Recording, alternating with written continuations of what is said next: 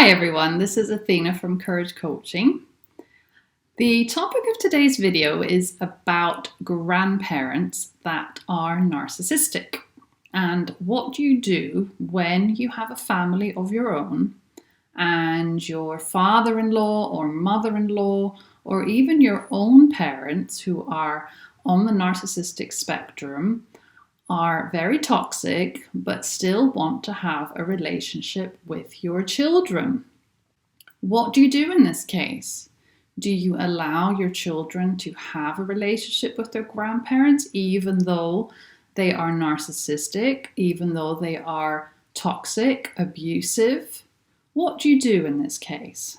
Now, first of all, you've got to remember that if you don't have a good relationship with your parents, if your parents were abusive towards you, if your parents don't respect your own boundaries, if your parents don't listen to you, if your parents blame you for everything, if your parents take no accountability for their destructive behavior, then why would you allow your parents to be around your children and possibly do the same things to your children?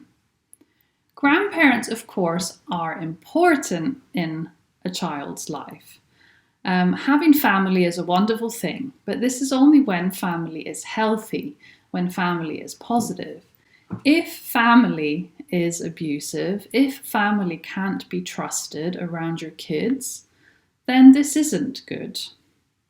Now, of course, it may be that your father-in-law or mother-in-law is on the narcissistic spectrum, but isn't as bad as somebody who has NPD, the full-blown personality disorder. It may be that when you talk to them, they might listen a bit. They might try and correct their behavior. They might try and respect your wishes when it comes to your kids a bit more. They're a work in progress. They still have their own views on how things are done, and they still want to have a relationship with their grandkids, but they at least respect your wishes to some extent. You have to decide how beneficial it is for your kids to have them in their life.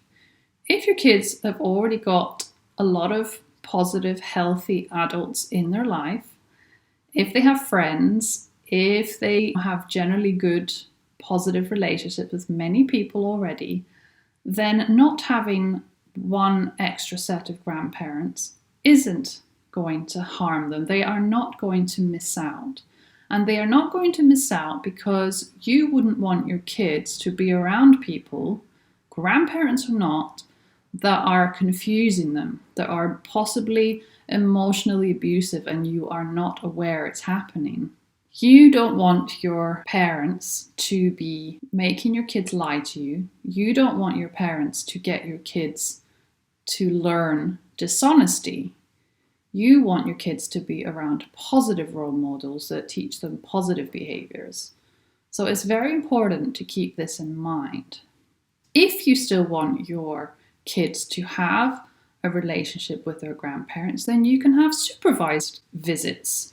So you can be there when the grandparents are with your kids and you can all do something together. You also have to be aware that you and your partner have to be on the same page when it comes to this. If your partner isn't happy about this, then your relationship with your partner is more important than your relationship with your parents, because your partner is somebody you have chosen to create a life with. And this is your new family. This is your priority. Your partner and your children are your priority, not your parents. So you need to remember that this is what comes first. And you will always feel guilt when you put up boundaries and you don't allow your parents or your partner's parents to be a part of your kid's life. But that's okay. You do not want to continue the cycle of abuse. The generational cycle of abuse that you have had with your parents or your partner has had with their parents. Or you can continue the relationship, but making sure that it's supervised. And as long as you can handle it without being triggered yourself, without getting upset yourself, without having any additional drama in your life. Sometimes it's easier to just go no contact and to not allow your parents or your partner's parents to be a part of your family's life and your kids' life. That is okay. That is your decision. That is your prerogative.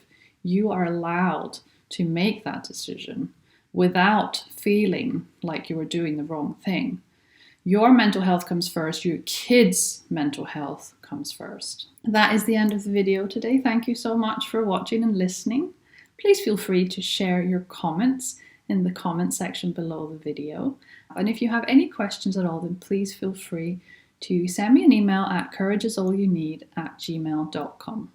Take care, everyone. See you soon. Bye.